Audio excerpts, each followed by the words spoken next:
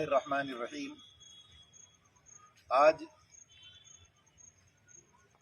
جمعیت علماء ضلع نظام آباد کا ایک وفد ریاستی جمعیت کے صدر محترم حضرت مولانا مفتی غیاث الدین صاحب رحمانی کے حکم پر آج جینور کے فساد واقعے کا دورہ کرنے کے لیے آئے ہیں، اور ہمارے ساتھ یہ جینور کے ساتھی یہاں پر موجود ہے۔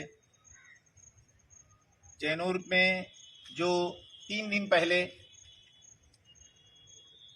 فساد ہوا اور بہت ہی تباہ کن صورتحال ہے جینور کی۔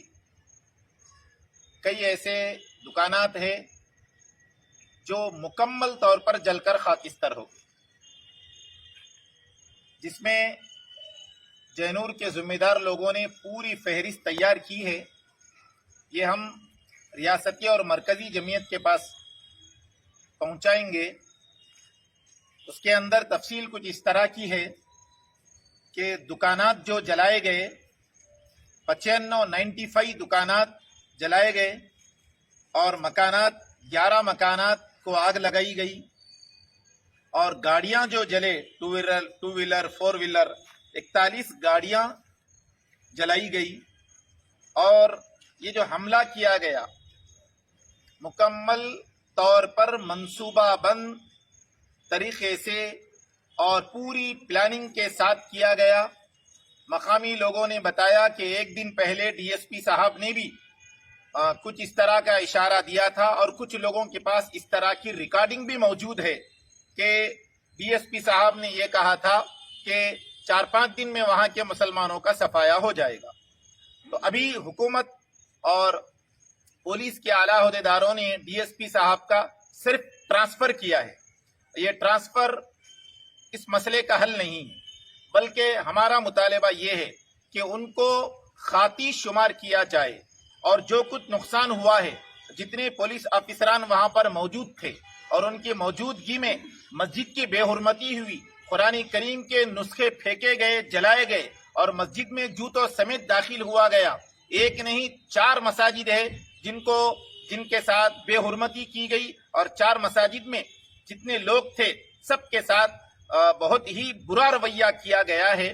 تو اس کے اوپر صرف تبادلہ نہیں، بلکہ ڈی ایس پی صاحب اور جتنے پولیس افسران وہاں پر موجود تھے اس وقت، ان کی تنخواہ سے ان کا معاوضہ لیا جائے، تاکہ آئندہ کوئی پولیس افسر اس طرح کی اپنی موجودگی میں یہ حرکت نہ کرے۔ میدک میں واقعہ ہوا تو صرف ٹرانسفر کر دیا گیا۔ ٹرانسفر اس مسئلے کا حل نہیں ہے، تبادلہ مسئلے کا حل نہیں ہے، اور تبادلے سے ان کی سزا نہیں ہوگی۔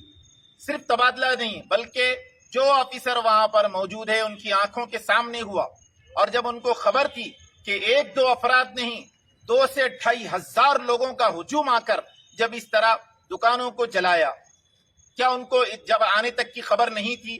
آج پورے جینور کی ناکہ بندی کی گئی ہے، اور چاروں طرف سے پولیس کا حصار ہے۔ اگر آپ یہی کام پہلے کر لیتے تو شاید آج یہ برا دن دیکھنا نہیں پڑتا تھا۔